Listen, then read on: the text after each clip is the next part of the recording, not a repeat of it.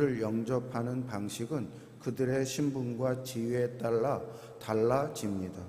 대통령이 오면 대통령 지위에 걸맞게 대우하며 장관급이 오면 장관급 지위에 걸맞게 대우합니다.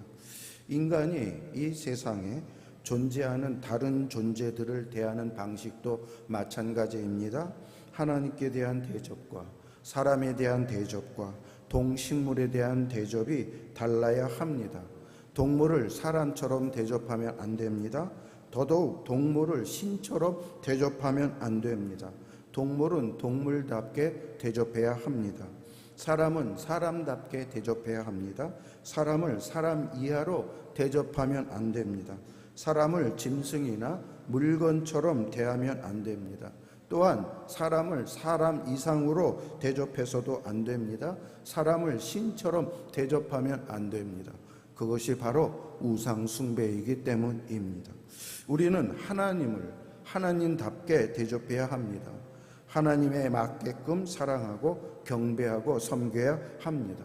이것이 제2계명의 요지이고 참된 예배입니다.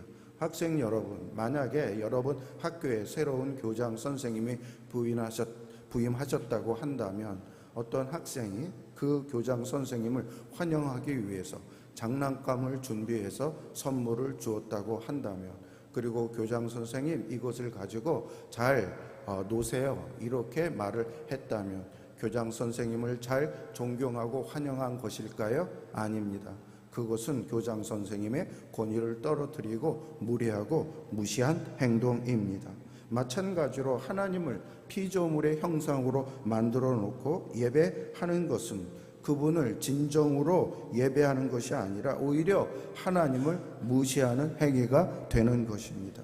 제2계명은 하나님을 하나님답게 대접하는 방법, 하나님을 바르게 예배하는 방법을 가르쳐 주는 것입니다.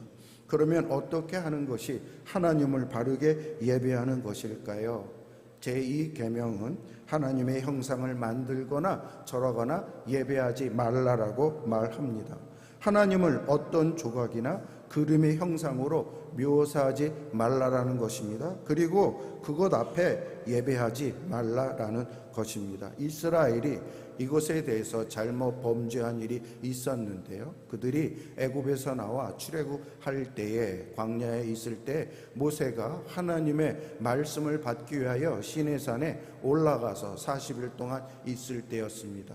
모세가 오래 거기에 있는 동안 그들은 기다리면서 지쳐서 이제는 그들이 신을 만들자 이렇게 이야기를 해서 애굽에서부터 가지고 나온 금부치를 모아가지고 금송아지 형상을 만들었습니다. 그리고 그들은 이 금송아지를 보고 이는 너희를 애굽 땅에서 인도해낸 너희의 신이다 이렇게 부르며 예배를 했습니다. 여러분, 이들이 정말로 애굽의 금송아지 신을 섬기려고 했을까요? 아닙니다. 이들은 분명히 자신들을 애굽에서 끄집어 내오신 여호와 하나님을 예배하려고 했습니다. 하지만 그들은 무한하시고 영으로 계신 하나님을 유한한 송아지 형상으로 만들어 섬겼습니다. 그들은 여호와 하나님의 형상을 만들어 잘못된 방법으로 예배함으로써 둘째 계명을 어긴 것입니다. 그렇다면 왜 사람들은 자신들이 신의 형상을 만들어 가지고 예배하려고 할까요? 첫째는 눈에 보이지 않는 신을 섬기는 것에 대한 불안감이 있기 때문입니다. 고대 근동의 아시아의 모든 신들은 형상을 가지고 있었습니다.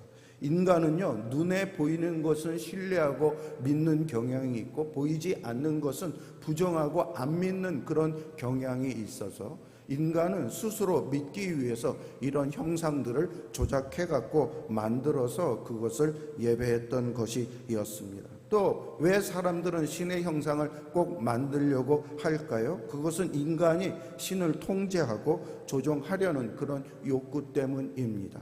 신학자 기독교 윤리학자 다우마가 말을 했는데요. 뭐라고 말을 했냐면 고대인들은 물질로 만든 형상 안에 신이 임재한다고 보았으며 신의 능력이 이 형상을 통해 모이고 전달된다 이렇게 이야기를 했습니다. 신이 있는데요, 그 신이 인간과 접촉해서 인간이 그 신으로부터 복을 받기 위해서는 형상을 만들어야 된다라고 생각했어요. 형상을 만들면 그 신이 그 형상 안에 들어와서 그 형상과 접촉하는 인간에게 복을 준다. 이것이 인간들이 가지고 있었던 신의 개념이었던 것이었습니다. 그렇다면 우리 하나님은 왜 자신의 형상을 만들지 말라고 금지하셨을까요? 가장 근본적인 이유는 너무나 기본적인 것입니다. 하나님은 무한하지 않으십니까? 거룩하시고 영의 존재로 계시는데 어떤 형상으로 하나님의 존재를 바르게 표현하고 묘사할 수 있을까요? 그것은 불가능하기 때문입니다. 하나님의 존재, 삼위일체 하나님, 하나님의 지혜, 하나님의 능력, 거룩함, 의, 사랑, 이 모든 것이 함께 계신 그 하나님을 어떻게 표현할 수 있습니까? 만약에 어떤 이가 자신의 상상력을 총동원해서 하나님의 형상을 만들었다면 그것은 필연적으로 하나님의 형상에 대해서 잘못 묘사한 것일 것입니다. 하나님을 왜곡하고 잘못된 하나님을 보여줌으로 말미암아 사람들에게 잘못된 하나님을 예배하게 만드는 것입니다. 하나님에 대한 형상을 제작하는 것은 무한하신 하나님을 송하지 않으로요, 보이지 않는 하나님을 보이게요, 전능하신 하나님을 무능하게요, 살아계신 역사하는 하나님을 죽은 그런 물질적인 존재로 만드는 것에 불과합니다. 선지자 이사야가요, 하나님에 대해서 많이 경험하고 임재를 체험한 다음에 그 하나님의 놀라우심에 대해서 그가 쓴 예언서에 대해서 많이 기록해 놓았습니다. 하나님은 너무나 위대하시고 놀라우시고 그래서 찬송을 굉장히 많이 드렸습니다. 그냥 이사야가 하나님을 입술로만 찬양하고 영광 돌린 게 아니라 너무나 그분이 대단하고 너무나 위대하고 놀라우신 분이기 때문에 자기의 온 마음과 뜻과 성품과 모든 것을 동원해서 하나님을 찬양했던 것입니다. 요한계시록에도 여러분 요즘 수요일날 공부할 때 그게 나오지 않습니까? 이 계시록에 있는 교인들이 하나님의 너무나 놀라운 걸 경험하고 그에게 찬송, 영광, 존귀, 위엄 모든 그것을 돌리고 돌리는 그러한 일을 했던 것입니다. 그런데 이사야도 그걸 경험했는데 이사야가 사람들이 신을, 하나님을 돌이나 나무 등으로 하나님의 형상으로 만들려는 그것에 대해서 안타까워하면서 조롱했습니다. 여러분, 인간이 만든 우상은 어떻습니까? 스스로 움직이지도 못해요. 그 우상이 사람에게 짐이 돼요. 그 신 형상을 사람이 짊어지고 다니기도 합니다. 여러분, 신이 사람에 의해서 운반되고 조종되는 것이 어찌 신입니까? 그것에 대해서 이사야가 이렇게 말을 했는데 그 중에 제가 몇 절만 뽑아왔습니다. 같이 읽어보도록 하겠습니다. 시작. 손바닥으로 바닷물이 헤아렸으며 뺨으로 하늘을 땅에 티끌이 되에 담아 보았으며 접시 저울로 산들을 막대 저울로 언덕들을 달아 보았으랴. 보라, 그에게는 열방이 한 방울 물과 같고 저울의 작은 티끌 같으며 섬들은 떠오르는 먼지 같으리니. 그 다음에요. 그런즉 너희가 하나님을 누구와 같다 하겠으며 무슨 형상을 그에게 비기겠느냐? 우상은 장인이 부어 만들었고 장색이 금으로 입혔고 또 은사슬을 만든 것이니라. 네, 그 말 아닙니까?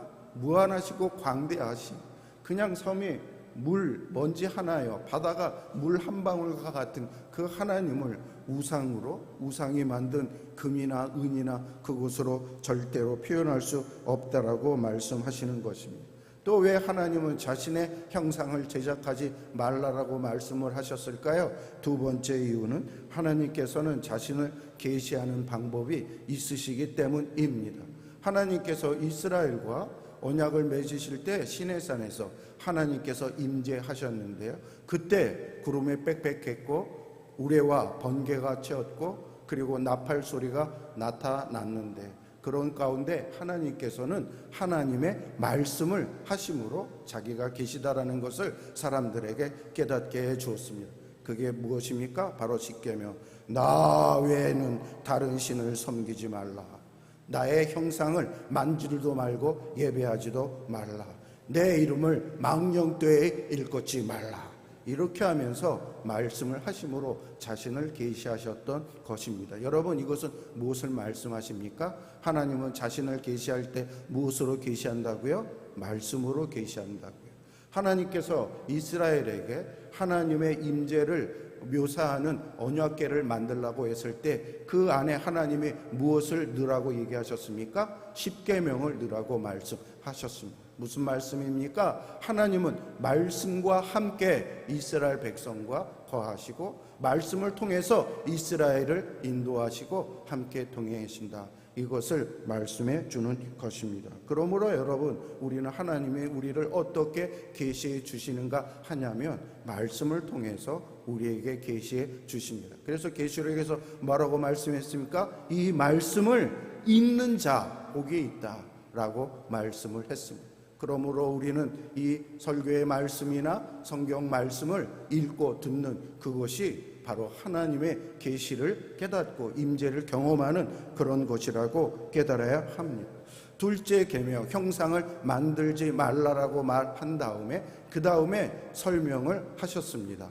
5절 6절 같이요. 시작. 그것들에게 절하지 말며 그것들을 섬기지 말라. 나 내 하나님 여호와는 질투하는 하나님인즉 나를 미워하는 자의 죄를 갚되 아버지로부터 아들에게로 3, 4대계까지 이르게 하거니와 나를 사랑하고 내 계명을 지키는 자에게는 1000대까지 은혜를 베푸느니라 라고 말씀했습니다. 여기서 하나님은 자신을 질투하는 하나님이라고 소개했습니다. 여러분, 이 표현은 인간의 단어가 부족하기 때문에 이렇게 묘사할 수밖에 없었지만 원래의 뜻은 카나인데요, 이것은 정열, 열정, 뜨거운 사랑이라는 뜻을 가지고 있습니다. 하나님이 우리 인간과 언약을 맺을 때 하나님은 명령하는 자이고 인간은 명령을 받는 자이고 이런 관계로 언약을 맺은 것이 아니라 하나님은 우리를 너무나 뜨겁게 열정적으로 사랑하시는 하나님, 그러므로 너희도 그 사랑에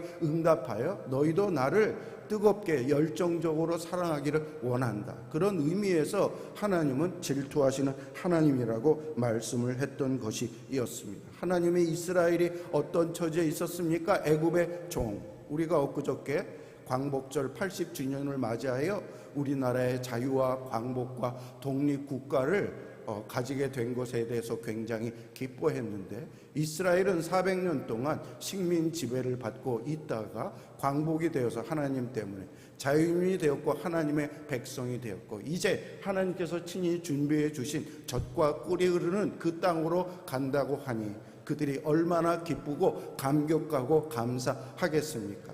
누가 이렇게 만들어줬다고요? 하나님이. 그러므로 그 하나님께 고맙고 감사하고 그 하나님만 평생 충성하는 마음을 이스라엘이 가져야 했던 것이었습니다. 그런데 그들이 어떤 짓을 했습니까? 엉뚱한 송아지나 다른 것을 만들어 놓고 그가 여호와 하나님이라고 예배를 하니 어찌 하나님이 속상하지 않을 수 있었겠습니까? 하나님은 마음이 아프고 잘못된 그들을 깨닫게 하기 위해서 하나님의 징계를 저렇게 주신다라고 말씀을 했던 것이었습니다. 여러분, 우리는 하나님의 그런 구원받은 자이기 때문에 우리는 하나님만 예배하고 하나님만 사랑하는 그런 존재가 되어야 하는 것입니다. 여러분, 하나님이 이스라엘의 우상 숭배를 다른 비유로 무엇으로 말씀했냐면 너희가 불륜을 저질렀다, 또 창기짓을 했다, 이렇게 얘기를 합니다. 여러분, 창기짓은 아주 극단적인 표현인데요, 창기짓은 가늠과 달리 지속적이고 습관적으로 자기의 개인적인 목적을 위하여 여러 파트너와 불법적으로 행위를 하는 것을 말을 합니다. 이스라엘이 하나님이 볼 때 바로 그리한 불법적인 행위를 했다라고 말을 했습니다. 이스라엘이 어떻게 하나님을 섬겼습니까? 여기에는 하나님, 여기에는 다른 신들, 동시에 이런 일을 했던 것입니다. 또 신들을 계속 바꿨어요. 이 나라 신이 좋다고 하면 이 나라 신을 믿고 저 나라 신이 좋다고 하면 저 나라 신이 좋다고 하면서 그것 하나님이 볼 때 그게 뭐라고요? 음행이라고요, 불륜이라고요, 창기지시라고. 여러분, 예배라고 다 하나님이 기뻐 받은 예배가 아니라 어떤 예배는 하나님이 볼 때 너무 수치스러운 예배가 될 수 있다는 것 여러분 아셔야 됩니다. 불륜적인 예배, 창기직 같은 그러한 예배가 있다라는 말씀입니다. 하나님은 그러한 잘못을 한 자에게 하나님께서 징벌을 내리는데 뭐라고 말씀했습니까? 아버지가 그런 죄를 지었을 때는 그 죄의 효력이 3, 4대까지 이르게 된다. 당시에는요, 대가족 제되어 가지고 할아버지, 아버지, 나 그리고 아기들 이렇게 3대, 4대가 같이 살고 했는데 아버지 가장이 잘못할 때에는 그 집안 전체 그것에 대한 우환이 있을 것이다라고 말을 했고, 그러나 너무나 감사하게 나를 사랑하고 내 계명을 잘 지켜서 예배를 온전히 드리는 자에게는 하나님의 축복을 몇 대까지 준다고요? 1000대까지. 벌을 좋아하는 하나님이 아니라 축복을 훨씬 몇백 배 더 주기를 좋아하시는 하나님이라는 것을 말씀하시는 것입니다. 그러므로 여러분, 우리 하나님이 받으실 만한 온전한 예배를 드려서 하나님께서 약속하신 1000대까지의 은혜를 받을 수 있기를 바랍니다. 오늘 우리는 금속이나 돌이나 나물 등등으로 만들어진 형상에 숭배하지 않습니다. 그러나 여러분, 우리는 다른 방식으로 둘째 계명을 어기고 있다는 것을 우리는 알아야 됩니다. 어떤 식으로 우리는 계명을 어기고 있는지요? 아까도 말씀을 드렸지만 하나님은 자신을 계시하실 때 말씀을 통해서 계시를 하시고, 특별히 성례는 보이는 말씀이라고 말씀드리지 않았습니까? 성례식, 선찬식을 통하여 하나님께서 우리에게 계시해 주시기 때문에 우리는 그것만을 통해서 하나님의 임재와 하나님의 계시를 기대해야 합니다. 그런데 많은 사람들이 여러분, 중세 로마 캐톨릭 시대에 보면 얼마나 많은 형상을 만들어 놓고 이것을 예배하고 이것을 바로 신이다라고 했는지요. 그래갖고 잘못된 신앙생활을 너무 많이 했던 것입니다. 그래서 일어났던 봉기가 무엇입니까? 종교개혁 봉기가 일어났습니다. 왜? 성경대로 성경에 있는 하나님을 예배하지 않고 성경은 아예 안 봐요.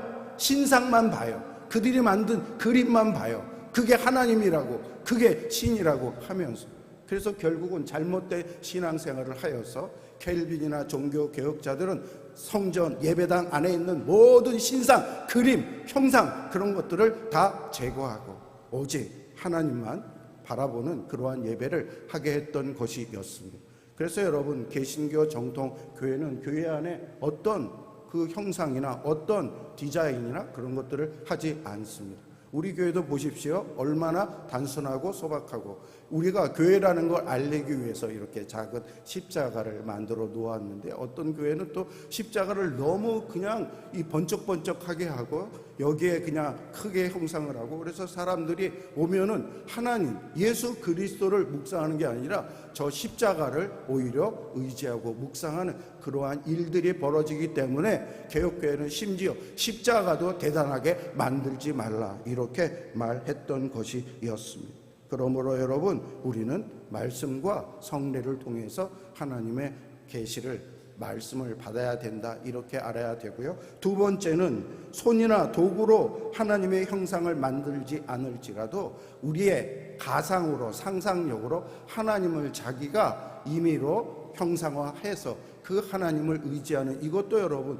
둘째 계명에 저촉되는 것입니다. 여러분, 요즘 가상시대라고 하지 않습니까? 메타 인지 시대라고 얘기하지 않습니까? 사이버 시대예요.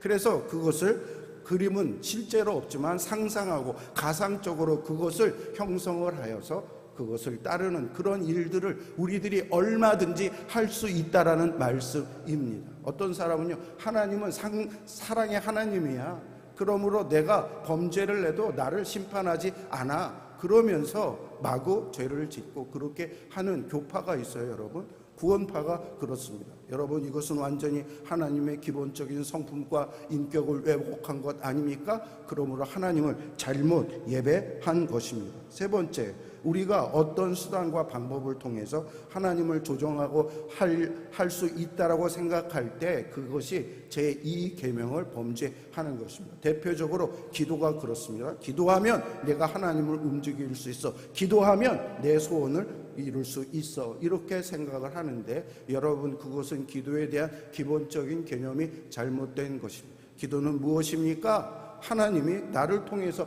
하나님의 뜻을 이루는 것이지, 나의 뜻을 하나님을 통해서 이루는 그것이 기도가 아닌 것입니다. 여러분, 주님께서 가르쳐준 주기도문에 어떻게 기도하라고 나와 있습니까? 뜻이 하늘에서 이루어진 것 같이 땅에서도 이루어지이다, 이렇게 기도하라고 말씀하지 않았습니까? 그러므로 여러분, 하나님을 통해서 우리의 어떤 욕망을 이루려고 하는 그것을 우리는 금지해야 됩니다. 그게 우상 숭배라니까요. 아까 말씀드렸죠. 여러분, 이제 세계 정통 기독교가 한국 기독교의 그 특징을 한마디로 묘사를 하는데, 어떤 기독교라고 하냐면 정통 기독교가 아니라는 거예요. 기복 기독교라는 거예요. 뭔 말입니까? 기독교를 통해서, 신을 통해서 복을 받으려고 하는 것. 여러분, 기독교는 하나님께 영광, 사람의 제일된 목적은 하나님을 즐거워하고 영원토록 그를 기뻐하는 것입니다. 그게 아니에요. 하나님을 통해서 뭐예요? 내가 잘되고 내가 행복하고 내가 좋고. 이것은 엄밀히 말해서 성경이 말하는 기독교가 아닌 그러한 추세로 우리 한국 교회가 나아가고 있다라는 것을 우리는 잘 알아야 합니다. 어떤 학생이, 이런 학생이 있었어요. 이는 공부를 잘했고, 그래서 잘해서 부모와 주위 사람들에게 칭찬을 받았습니다. 그는 공부를 잘하는 것이, 열심히 하는 것이 자기의 존재를 인식하고 자기 존재 가치를 증명하는 것이고, 이것이 자기를 행복하게 만든다, 그렇게 생각을 했던 것이었습니다. 그런데 그가 공부를 하면서 나 성적 좋게 해주세요, 나 시험 잘 보게 해주세요, 그렇게 하면서 기도를 했는데, 여러분, 그것 자체가 잘못됐다라는 것이 아니라 그것에 너무 매몰되어서 어느 날 시험을 못 봤습니다. 그랬더니 이가 하나님께 항의하기를, 하나님, 내가 그렇게 기도하고 공부를 했는데 시험을 잘 못 봐주게 해주셨네, 하나님이 나를 사랑하지 않는가 봐요, 그렇게 이야기를 했다고 합니다. 여러분, 이 하나님이 믿는 하나님은 어떤 하나님이었습니까? 물론 시험을 잘 보게 해주시는 능력의 하나님인 것을 그는 알았습니다. 그런데 지금 하나님보다 뭐를 더 귀중히 여겼습니까? 학교, 학점, 시험, 그것을 더 중요시 여겨서, 사실상 생각해 보면 그 마음 중심에 하나님이 있는 게 아니라 시험, 성적, 출세, 자기 이것으로 차 있었던 것이었습니다. 이게 기복이라니까요. 여러분, 이 시험 말고도 다른 것이 얼마든지 내 마음의 중심에 자리 잡을 수 있습니다. 성공, 행복, 안정, 그것을 다 하나님을 통하여 나에게 있게 한다면 우리는 바로 그것이 우리 잘못된 우상 형상을 예배하고 있다라는 것을 깨달아야 합니다. 사도 바울이 자기가 옥중에 갇혔을 때 뭐라고 말하는지, 얼마나 육신적으로 고통에 괴로워요. 근데 그는 먹든지 마시든지 무엇을 하든지 다 어떻게 한다? 하나님의 영광을 위해서 한다. 결국 궁극적인 목적은 뭐예요? 내가 아니라 하나님이라니까요. 결론을 하나님으로 귀결시켜야 되는 거예요. 하나님을 가장, 하나님의 주권, 하나님이 이렇게 할 수도 있어요. 하나님이 우리가 생각하지 못한 일들이 일어날 수도 있을 때, 그 내 머리 좋은 2자리 3자리 숫자의 IQ 가지고 하나님이 이러네 저러네, 이렇게 하지 말라라는 것입니다. 하나님의 놀라운, 아까 얘기했잖아요. 우주보다 크신 존재하는 물질은 존재하게 하는 그런 자보다 작다라는 철학의 대전제가 있어요. 우주가 그냥 생겼습니까? 이 광대한 우주를 만든 그 하나님은 우주보다 크다니까요. 어찌 그 하나님을 우리가 조금의 지식으로 판단하고 왈가왈부 할 수 있겠습니까? 여러분, 그러면 우리는 어떻게 하면 이 우상 숭배의 죄로부터 벗어날 수 있을까요? 어떻게 하면 형상을 만들지 않을 수 있을까요? 그것에 대해서 하나님께서 말씀하셨습니다. 하나님은 당신의 완벽한 형상을 준비해 놓으셨습니다. 완벽한 하나님의 형상이 누구이십니까? 예수 그리스도이십니다. 원래요, 사람을 하나님의 형상으로 만들었어요. 창세기 2장에 보면 뭐라고 말했습니까? 하나님이 우리의 형상을 따라 우리의 모양대로 사람을 만들자. 하나님이 왜 그렇게 했냐면, 하나님이 안 보이니까 가시적인 하나님의 형상을 만들어서 세계 곳곳 전체에 퍼져서 하나님의 대행의 노릇을 하게 만들었습니다. 그런데 인간이 범죄함으로 말미암아 하나님에게 있던, 사람에게 있던 하나님의 형상이 사라지고 대신 누구의 형상이 나타났어요? 마귀의 형상이, 사탄의 형상이 나타나서 지금 얼마나 많은 사람들이 하나님의 모습에 따라 사는 것이 아니라 사탄의 모습을 드러내며 범죄하며 세상에 살고 있습니까? 하나님이 그래서 안 되겠다, 나의 진짜 형상을 만들어서 그를 사람으로 만들어 그를 통하여 바로 나의 일을 이루겠다라고 생각을 하셨는데, 그게 누구라고요? 바로 예수 그리스도이신 것입니다. 예수 그리스도는 바울이 깨닫기를 이렇게 깨달았어요. 골로새서 1장 15절에 같이 시작. 보이지 아니하시는 하나님의 형상이에요.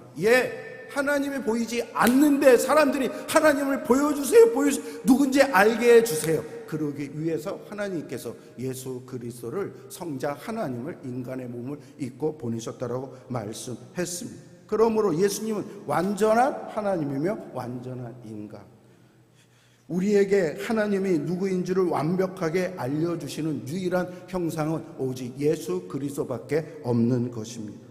예수님은 이 땅에 오신 육신을 입은 하나님이십니다. 그러므로 하나님을 알기를 원하십니까? 하나님을 만나기를 원하십니까? 예수님을 만나십시오. 예수님이 말씀한 예수님에 대해서 기록된 성경을 접촉하십시오. 그러면 여러분이 주님을 알게 되고 예수님을 알게 되는 것입니다. 빌립이 한 번은 제자가 예수님에게 이런 얘기를 했어요. 하나님에 대해서 많이 말씀하시는데 나에게 아버지 한 번만 딱 보여주세요. 그러면 내가 믿겠습니다라고 했더니 예수님 뭐라고 대답했습니까? 요한복음 14장 9절 같이 시작. 나를 본 자는 아버지를 보았거나 어찌하여 아버지를 보이라 하느냐. 내가 아버지야. 내가 하나님이야.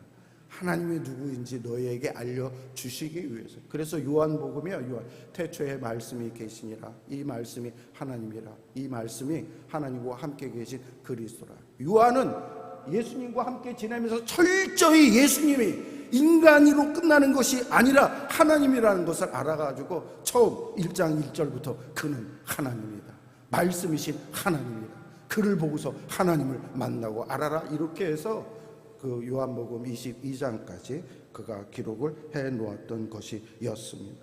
여러분, 그래서 하나님이요, 하나님의 형상을 다른 것으로 만들지 말라, 하나님이 직접 만들겠다고 말씀을 하셨어. 구약의 사람들이 하나님이 만들지 말라고 했는데 그 후로 보면 얼마나 많이 만들었는지. 그래서 하나님께 늘 혼나고 징계받고 벌 받는 것이 하나님에 대한 예배의 잘못된 방법, 우상을 섬겼기 때문입니다. 그런데 예수님께서 이제 이 땅에 오셔서 십자가에 달려 죽으신 것은 그동안 인간들이 하나님이 하나님 아닌 것을 예배하고 우상 숭배하고 그를 따랐던 그것에 대한 죄를 예수님이 대신 담당하기 위해서 바로 이 땅에 오신 것입니다. 그리고 십자가를 지시고 십자가에서 달려 죽으신 것입니다. 여러분, 지난주에도 말했지만 우리도 우상 숭배 많이 하지 않았습니까?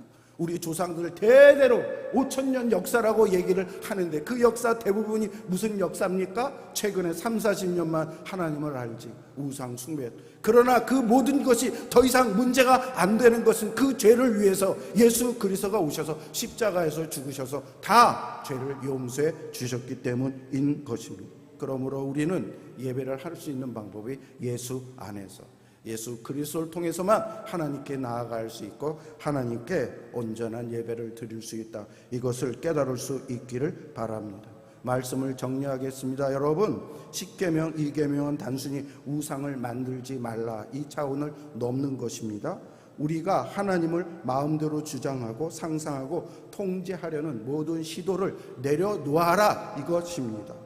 오직 예수 그리스도 안에서만 하나님을 예배하고 사랑하고 섬겨라, 이 말씀입니다. 여러분, 이제 우리는 우리 마음속에 있는 금송아지들을 허물어야 하겠습니다.